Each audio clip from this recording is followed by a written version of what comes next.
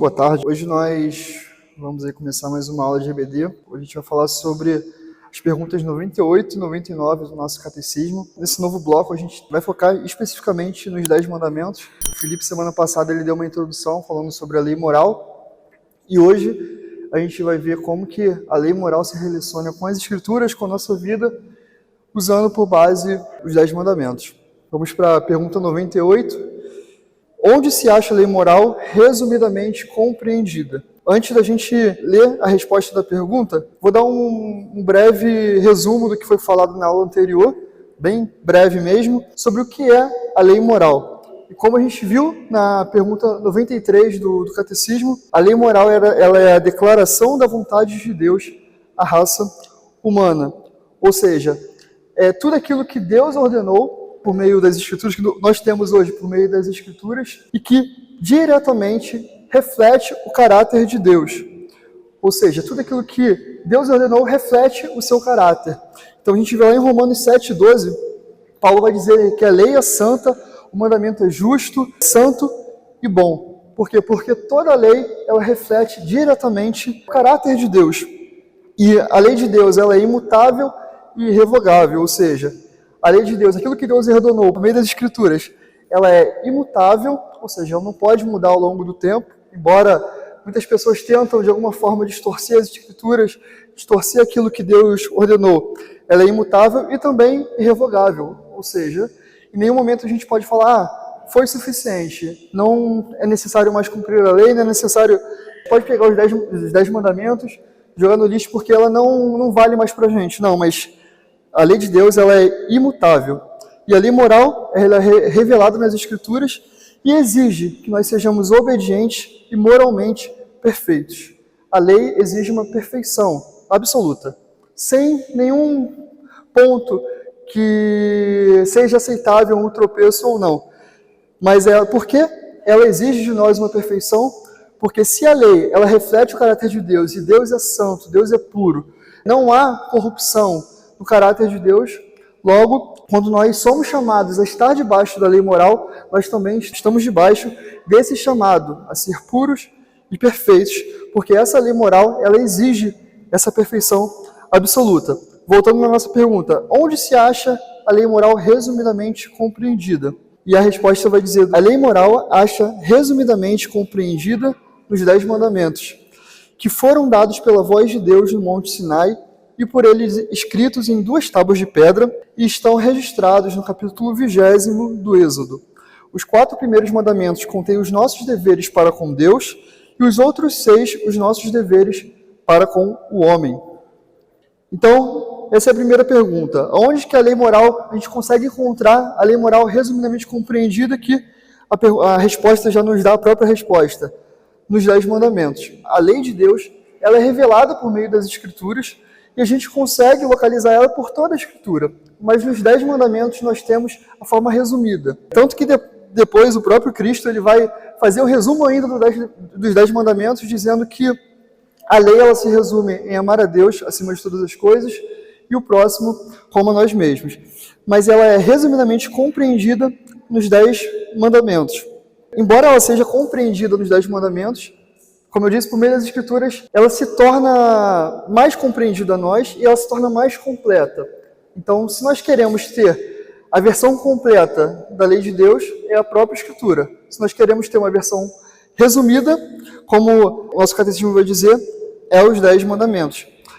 E por que ela é uma versão resumida e não uma versão completa? A gente tem alguns exemplos disso ao longo das Escrituras. Por exemplo, o 6º mandamento vai dizer, não matarás. Essa é uma versão resumida. Mas lá em 1 João 3,15, João ele vai dizer que todo aquele que odeia o seu irmão é assassino, é um homicida.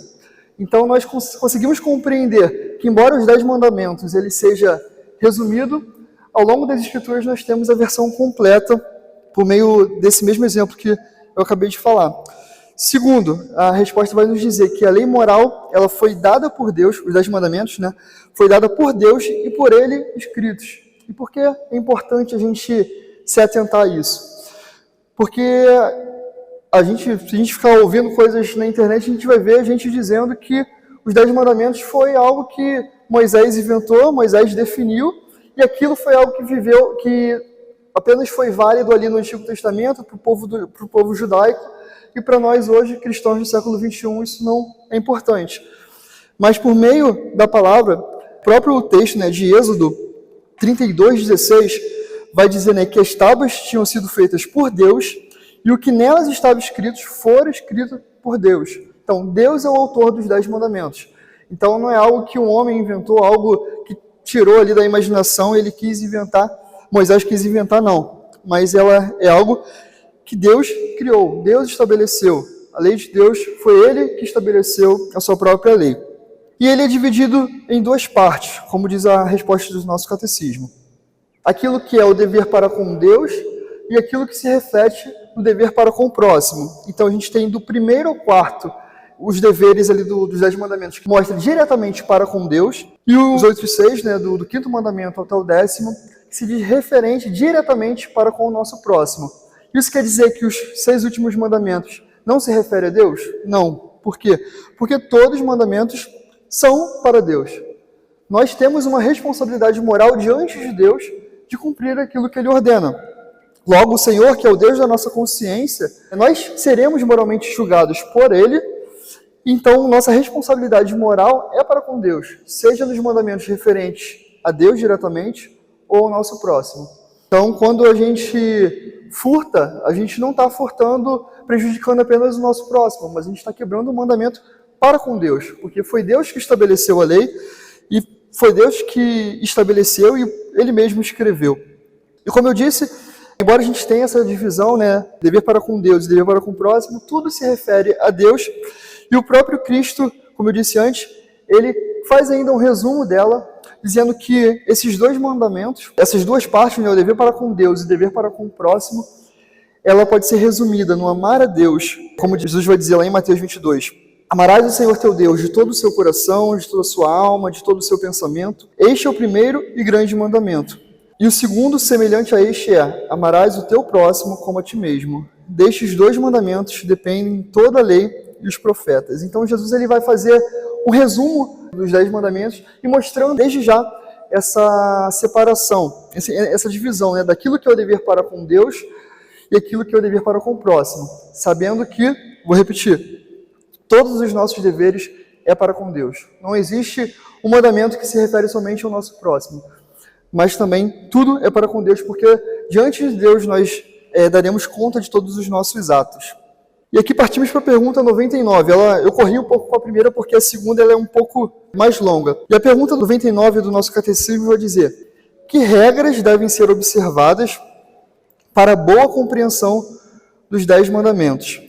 E a primeira regra aqui para a gente compreender e estudar os 10 mandamentos é: a lei ela é perfeita e obriga a todos a plena conformidade e obediência. Como eu disse na pergunta anterior, até falando sobre a lei moral, a lei ela é perfeita e suficiente. A própria lei que Deus revelou, ela é a revelação perfeita da vontade de Deus, sem tirar nem pôr. Toda ela é perfeita e suficiente. Então não há nada que a gente consegue acrescentar na lei de Deus, nada que a gente pode tirar. Ela, por si só, ela é perfeita e ela obriga a todos a plena conformidade e obediência. Isso quer dizer que nenhum desvio ela é aceitável diante de Deus. Então a lei ela exige isso da gente, uma perfeição absoluta, algo que a gente precisa fazer e em nenhum momento tropeçar.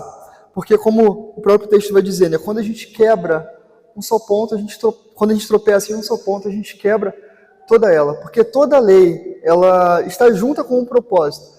E como eu disse antes, se a lei moral ela é a vontade revelada de Deus, que reflete diretamente o caráter de Deus, quando nós quebramos um ponto sequer, nós quebramos toda ela. Nenhum desvio é aceitável diante de Deus.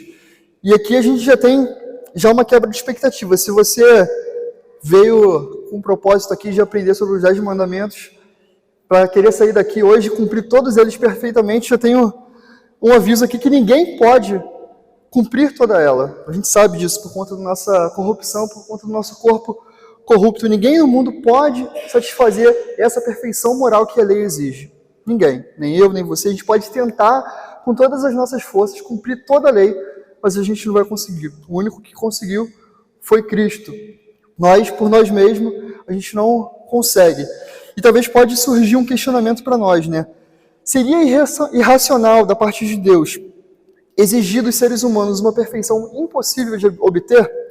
Gerhard Voss vai dizer: de modo como foi criado por Deus antes da queda, o homem poderia ter alcançado a perfeição moral absoluta. O homem caiu por sua própria culpa, e por isso a perfeição moral se tornou impossível.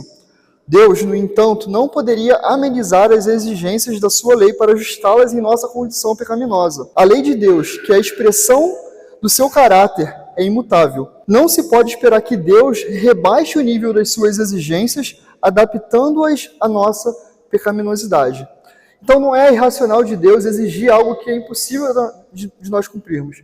Porque se a lei ela reflete o caráter de Deus, Deus ele não pode se rebaixar para se adequar à nossa pecaminosidade. Da mesma forma, as Escrituras não podem se adaptar para ser aquilo que é mais confortável para nós por conta do nosso pecado. Embora hoje a gente vê versões de livros da Bíblia, versões da Escritura totalmente deturpadas no sentido original, para tentar adequar a Escritura à nossa condição pecaminosa. Mas não, Deus exige de nós uma perfeição absoluta. Embora a gente não consiga obtê-las por conta da nossa condição de pecado.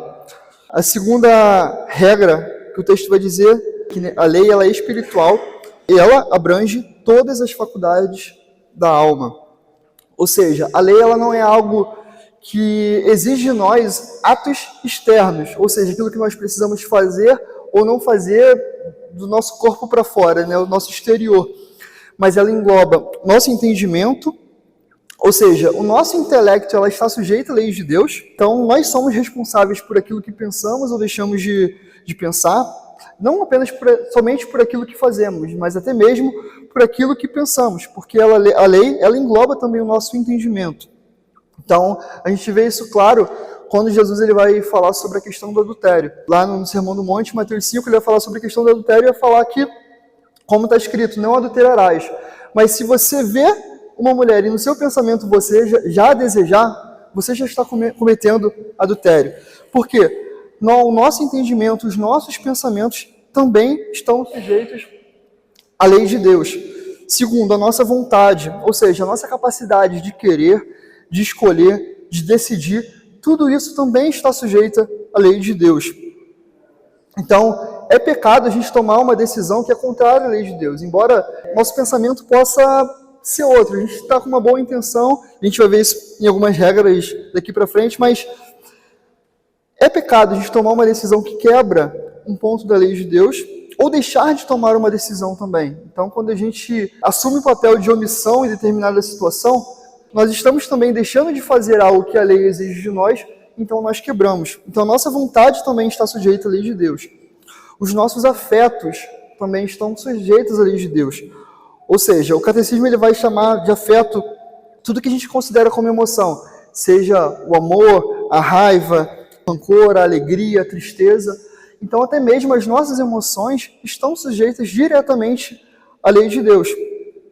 Então, se a gente tem uma emoção e que essa emoção ela é fruto de algo que desagrada a Deus ou que é contra aquilo que Deus exige em sua palavra, também ali há pecado, porque os nossos afetos também estão sujeitos à lei de Deus. E também o texto vai dizer, e outras potências da alma, e aqui a gente pode considerar a nossa memória, o nosso senso artístico, a nossa imaginação, a nossa capacidade de ouvir uma boa música, a nossa capacidade de assistir um filme. Então, tudo isso também estão sujeitos à lei de Deus, e quando a gente faz todas essas coisas de forma que quebre o seu mandamento, nós estamos pecando. Tanto que em Mateus 22, de 37 a 39, foi o texto que eu li anteriormente, Jesus ele vai dizer que nós devemos amar a Deus com todo o nosso coração, com toda a nossa alma, com todo o nosso entendimento. Ou seja, tudo que há em nós está sujeito à lei de Deus, não apenas os nossos atos físicos em si, mas tudo. E o texto vai dizer que também se aplica às palavras, obras e comportamentos. Ou seja, aquilo que nós falamos, aquilo que nós fazemos, a forma como a gente se comporta em determinadas situações, também estão sujeitas à lei de Deus, e nós pecamos quando, por meio dos nossos atos, das nossas obras, do nosso comportamento, a gente quebra algum dos mandamentos. E há uma diferença que a gente precisa levar em conta entre o que a lei moral é e as leis civis, por exemplo. A lei moral, como eu disse, ela não é apenas algo externo, mas ela também envolve o nosso pensamento, o nosso intelecto, os nossos afetos, nossas emoções, diferente da lei civil, por exemplo. O governo pode ir lá estabelecer lá 50% de imposto de renda, você é obrigado a pagar aquilo, você vai ser obrigado a pagar aquilo, mas o governo, a lei civil, não pode te obrigar a fazer aquilo com alegria, nem mesmo crer que realmente vale a pena pagar o que é certo pagar, porque a lei civil ela não tem autoridade sobre a forma como você pensa, a forma como você age, as suas vontades, as suas emoções, mas a lei moral tem. Isso aqui sem falar das leis civis de países totalmente totalitários que querem até mesmo o Estado tentar gerenciar aquilo que o indivíduo pensa, ele crê.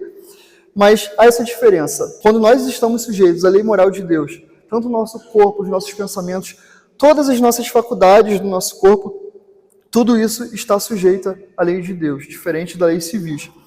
E aqui a gente consegue encontrar um problema que os próprios fariseus faziam. Por quê? O que eles acreditavam, né? Eles desprezavam totalmente o caráter espiritual da lei e consideravam apenas o caráter externo. Ou seja, para eles, o que valia não era aquilo que eles pensavam, aquilo que eles sentiam, mas era aquilo que eles faziam ali de forma externa. Tanto que Jesus ele vai falar, né, que aqueles fariseus ali, eles limpavam o exterior do copo e do prato, mas dentro deles estavam cheios de impiedade.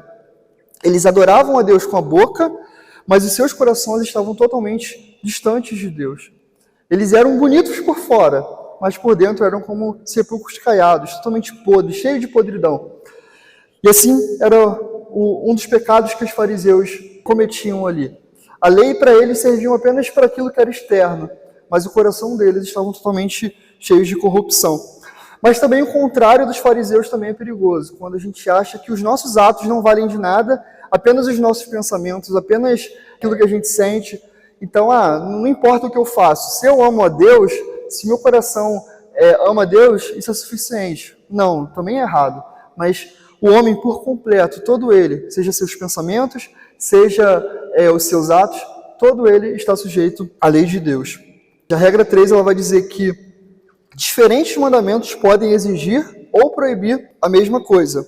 E o texto, né, que o próprio catecismo ele dá 4 referências, eu anotei só 3 aqui, Colossenses 3:5, Provérbios 1:19, 1 Timóteo 6:10.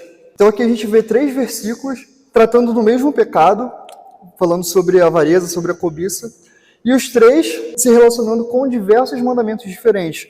Um falando a avareza como idolatria, outro contra o assassinato, e a cobiça como a raiz de muitos males. Então, na própria Escritura, nessa regra 3, ela vai dizer, né, que nós conseguimos encontrar, por meio das Escrituras, o mesmo comportamento que pode ser exigido ou proibido em diversos mandamentos.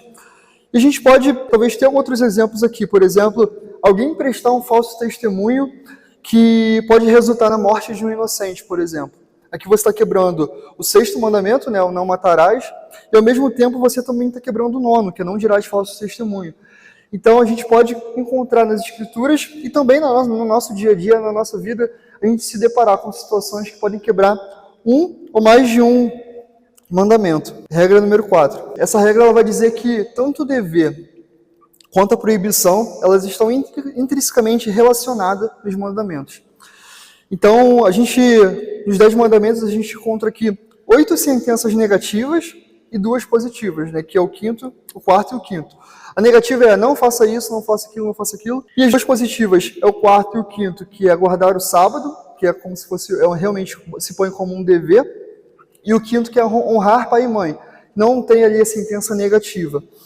Mas, quando a gente lê os 10 mandamentos, a gente encontra deveres, pecados, né, proibições ali, e elas estão totalmente relacionadas, ou seja, onde há um dever, o pecado contrário é proibido. E onde há um pecado proibido, o dever contrário é exigido.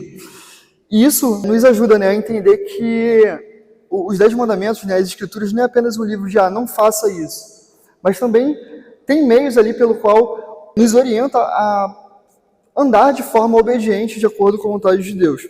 E como a gente consegue melhor entender, né, essa relação? Então, por exemplo, no mandamento não matarás, é um pecado proibido ali que está sendo... É um pecado que está sendo proibido, não matarás. Mas qual é o dever contrário que está sendo ordenado? Que se você não mata, você precisa exigir e respeitar e valorizar a vida humana. Então, existe um pecado, não matarás, e qual é o dever que está sendo exigido ali? Preservar a vida humana. Então, nós temos essas duas relações aqui. Um outro exemplo, por exemplo, não roubarás. Qual seria o dever contrário ali do não roubarás? A própria Escritura vai nos chamar, né, a trabalhar honestamente, a ser generoso e ajudar os necessitados. Lá em Efésios 4, 28, Paulo ele faz essa relação, ele vai dizer: o que furtava, não furte mais. Antes, trabalhe fazendo algo de útil com as mãos, para que tenha o que repartir com quem tiver necessidade. Então, nos mandamentos há essa relação. A gente vai estudar aqui os mandamentos ao longo das semanas, e a gente vai ver nas próprias perguntas do catecismo os pecados que são proibidos de cada um e os deveres que são exigidos. Então, quando a gente for lá estudar sobre não matarás, sobre não dirás falso testemunho, a gente vai ver lá que existe uma lista de pecados que são proibidos e uma lista de deveres que são exigidos naquele mandamento. Não é apenas unicamente ali aquilo que o texto ali está dizendo, né? Não matarás, não é apenas só o ato de matar, mas também há deveres contrários ali que estão sendo exigidos. Essa resposta também da regra 4 vai dizer em relação às promessas e às ameaças. E o que se diz, por exemplo, no 5º mandamento, vai dizer que honra o teu pai e a tua mãe, a fim de que tenhas vida longa na terra que o Senhor Deus te deu. Ou seja, é um mandamento que tem uma promessa. Você fazer o contrário do mandamento, supõe-se que você se ponha a uma ameaça. Porque o texto ele dá resposta justamente a isso. Ou seja, quando a gente desonra pai e mãe, a gente deixa de receber essa promessa, né, e a gente se põe no lugar de receber uma ameaça, como o texto vai dizer. Então, logo, desonrar pai e mãe possui, né, ali a ameaça de ter os seus dias reduzidos, por assim dizer. Regra número 5. O que Deus proíbe nunca deve ser feito, e o que Ele manda é sempre dever. Essa é o que nossa regra 5 ela vai dizer. E por que é bem claro entender isso? Porque a gente não pode ter a ideia de que a gente pode cometer alguns pecados tendo um bom motivo, ou seja, por uma boa razão. Existe, né, uma ideia maligna de que os fins justificam os meios. Ou seja, não importa como você vai fazer agora, o importante é o final, como vai ser. Mas nas Escrituras isso é inaceitável. Se existe algo a ser proibido, não importa se isso vai resultar em algo bom. É proibido, é quebra de lei. Um exemplo que a gente pode tirar aqui, por exemplo, dar um falso testemunho a fim de ajudar alguém a se livrar de uma acusação. Ou seja, alguém precisa se livrar de uma acusação e você vai lá e dá um falso testemunho, você conta uma mentira, isso é errado. Embora você tenha um objetivo ali, entre aspas, ali, bom para poder mentir, mas é mentira, então é pecado, é errado. Não importa o que aquilo vai ocasionar. Tudo é preto no branco, está errado. Um outro exemplo, a gente ganhar dinheiro em jogos de azar para doar para missões. Então, você pega o seu dízimo, em vez de você dar aqui na igreja, vou botar aqui nesses sites aí de apostas, porque eu quero multiplicar o meu dízimo para ajudar a igreja. Está errado. Você se envolver num esquema de loteria para poder ajudar a igreja, ajudar um irmão, por exemplo. Você está cometendo um pecado, embora o resultado final para você possa parecer agradável, é errado. O que Deus proíbe não deve ser feito nem por um bom motivo. E a Bíblia nos mostra muito bem a distinção, né, daquilo que é certo e daquilo que é errado. A gente precisa ter sempre isso em mente. Sim, sim, não, não. A lei ela exige essa perfeição de forma absoluta. Segundo ponto, que essa regra vai dizer que algo que Deus ordena é sempre um dever. Sempre, ou seja, se Deus ordenou, sempre é o nosso dever. Mas ela vai trazer um mais ali, né? Mas nem todo tempo é tempo de se cumprir um dever particular, ou seja, pode acontecer que um dever ela pode prevalecer em relação ao outro. Há situações que você pode tomar duas ações, que são deveres, né, de acordo com a lei, e você precisa escolher ali qual que você precisa fazer, porque nem todo tempo é tempo de se cumprir algum dever particular. A gente consegue ver isso nas Escrituras, muito nos Evangelhos, por exemplo, quando os discípulos, né, estavam ali com Jesus e eles estavam colhendo espigas no sábado. Eles estavam colhendo espigas porque eles precisavam comer, mas era sábado. Sábado eles não deviam estar trabalhando, né? Ele seria um ato de trabalho. Tanto que os fariseus, eles vão tentar argumentar com Jesus em relação a isso. Um outro exemplo é quando Jesus mesmo ele vai curar no sábado, e os fariseus novamente tentam argumentar ali porque Jesus está quebrando uma regra ali de trabalhar no sábado, mas Jesus estava fazendo o bem ali. Então, o mandamento de amar ao próximo ali se sobrepõe, né, com a ordenança de guardar o sábado. E aqui a gente pode ter outras situações na nossa vida que a gente pode se deparar. Por exemplo, quando um pai obriga o seu filho a blasfemar contra Deus. O que fazer nessa situação? Se o filho desobedecer ao pai, ele vai estar desonrando, mas ele vai blasfemar contra Deus, ele vai cometer um outro pecado. Então, nessa situação, a gente vai ver de forma, claro, muito mais aprofundada em relação a essa questão de honrar pai e mãe, mas há uma situação onde nem todo o tempo, né, um dever, é tempo de se cumprir algum dever específico. Sexto mandamento. Essa regra vai dizer que os pecados, os deveres e as suas manifestações são proibidos ou ordenados em conjunto com todas as circunstâncias. Ou seja, a gente precisa evitar todas as ocasiões e aparências de pecado. Porque, como o que nos dá dizendo, que o pecado ele abrange muito mais do que apenas o mandamento em si. Então a gente precisa se privar, né, evitar qualquer tipo de situação que possa nos colocar de frente ao pecado ou de deixar de cumprir o nosso dever e também de aparentar que está fazendo determinado pecado. E uma forma como a gente vê lá em Mateus 5, 21 e 22, essa regra vai dizer justamente em relação de que não devemos apenas evitar o ato direto ali, mas tudo que nos leva a cometer ou aparentar estar cometendo aquele pecado. Jesus ele vai refinar mais esse mandamento do não matarás. Então, se você odiar, se você insultar, se você planejar a morte, você está cometendo o pecado ali. Você está quebrando a lei só de estar aparentando fazer a lei ou planejando cumprir a lei. Então, como eu até já tinha falado antes, mas também, o adulterar não é apenas o ato em si, o ato final ali em si, mas de você pensar, de você planejar, de você desejar, ali você já está quebrando a lei. Então, essa regra vai dizer justamente em relação a isso, né? Os nossos pecados, eles são proibidos em conjunto com todas as circunstâncias ao seu redor, e assim também os deveres eles são exigidos juntamente com tudo aquilo que pode aparentar ou não, todas as suas circunstâncias. Regra 7 e 8. Nós temos uma obrigação de ajudar os outros a cumprir aquilo que é proibido e aquilo que é ordenado. Então, essas duas regras elas se referem diretamente com a nossa responsabilidade com o próximo. Então, se a gente faz algo que leva o outro a pecar, ou que incentiva, ou que serve como uma pedra de tropeço, assim também nós estamos cometendo esse mesmo pecado.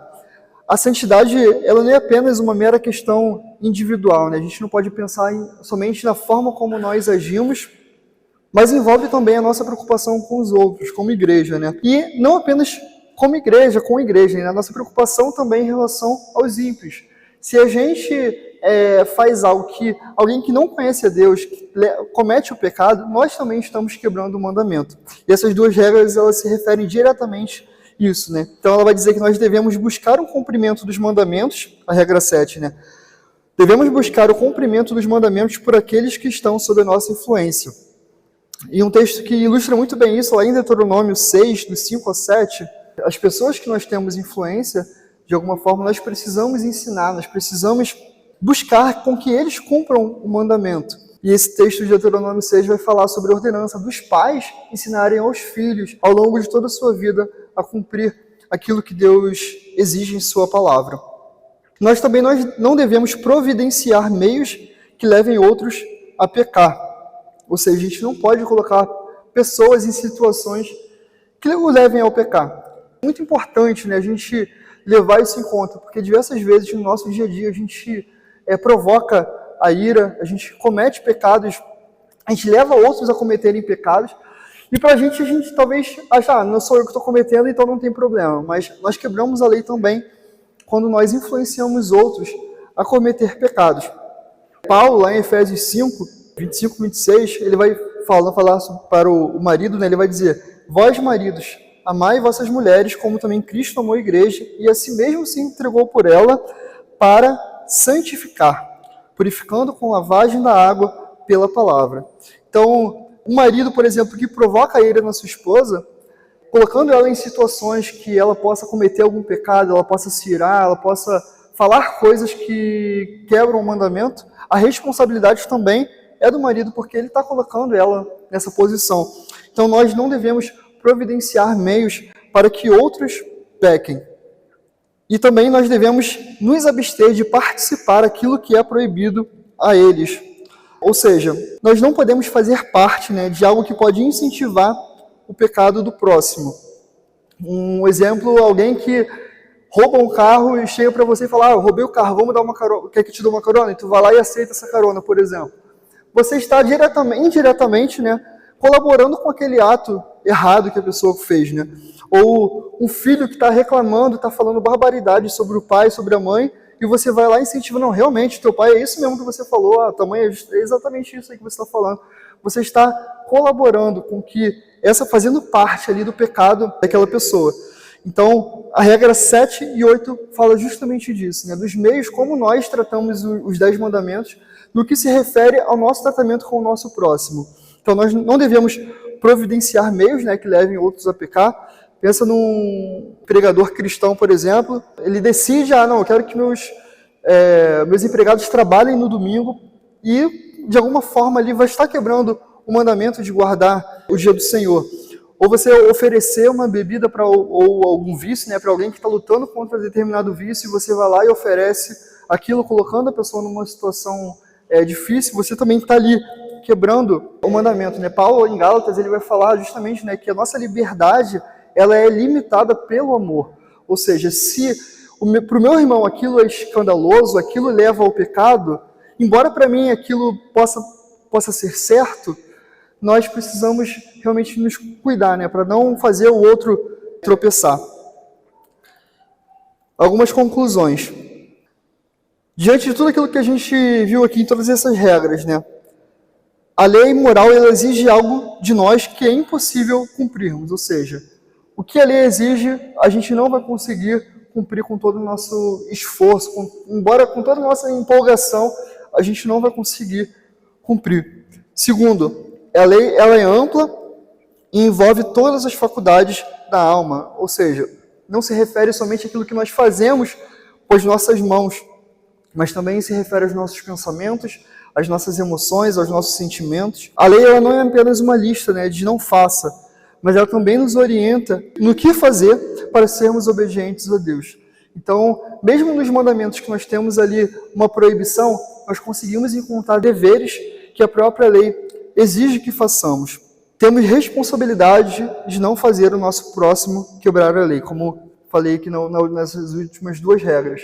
Então, nós precisamos tomar cuidado, propor situações que podem fazer o nosso próximo cometer pecado, e isso também é errado. E por fim, a lei ela nos ensina sobre Cristo.